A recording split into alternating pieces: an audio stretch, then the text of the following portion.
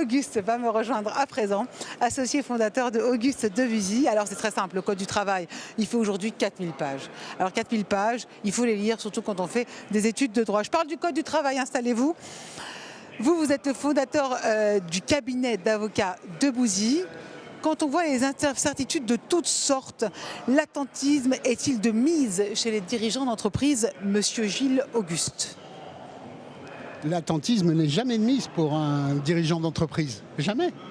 Mais ces temps-ci, il y a des incertitudes. Voilà. Et l'incertitude engendre une certaine dépression. On sait d'ailleurs que l'origine de la dépression, psychologiquement, c'est l'incertitude. C'est vrai. L'incapacité à choisir.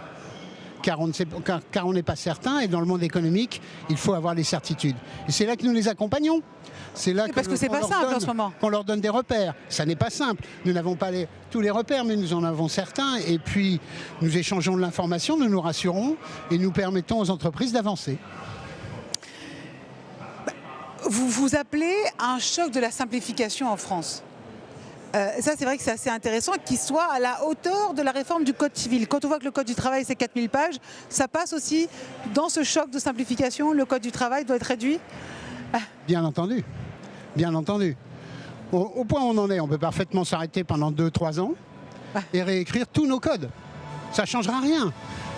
Le tout, c'est de pouvoir redémarrer sur les bases saines. Et à un moment donné, il faut restructurer. Quand on a, pendant 40, 50, 60 ans, 75 ans, amendé la loi en disant qu'au 5e paragraphe, à la 3e ligne, au lieu de parce que, il faut lire pourquoi, et que 3 lignes plus loin, on supprime le mot cependant, qui est remplacé par peut-être, et qu'il faut faire un patchwork pour le faire. Aujourd'hui, les machines nous le font beaucoup plus facilement, évidemment. Mais globalement, on en est arrivé à un système qui est difficile à comprendre, même pour les professionnels.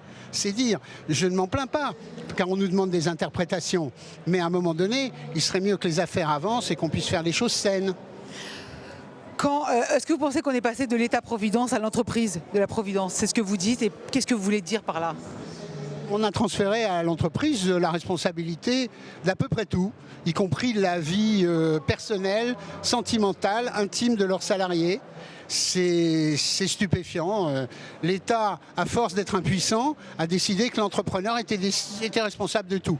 Comme en plus, on sait que globalement, l'entrepreneur est un exploiteur, en tout cas pour une certaine partie de l'opinion, qui heureusement aujourd'hui est très minoritaire. Vous voyez, le lapsus que j'ai failli avoir, eh bien, on se dit qu'il y a peut-être quand même de l'espoir.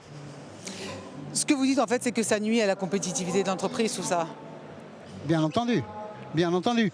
Si vous voulez, on me parlait récemment d'un bâtiment public et qui était un centre de rétention. Ce centre de rétention a été mis en place il y a 8 ans. Il a coûté 50 millions et il comporte 140 places. 8 ans, 50 millions, 140 places. Peut-être on peut faire mieux. Merci. Voilà, je pense que vous avez bien résumé. Là, c'est un appel à la terre entière. Merci beaucoup Gilles Auguste, associé fondateur d'Auguste Debussy. Merci beaucoup, à très bientôt.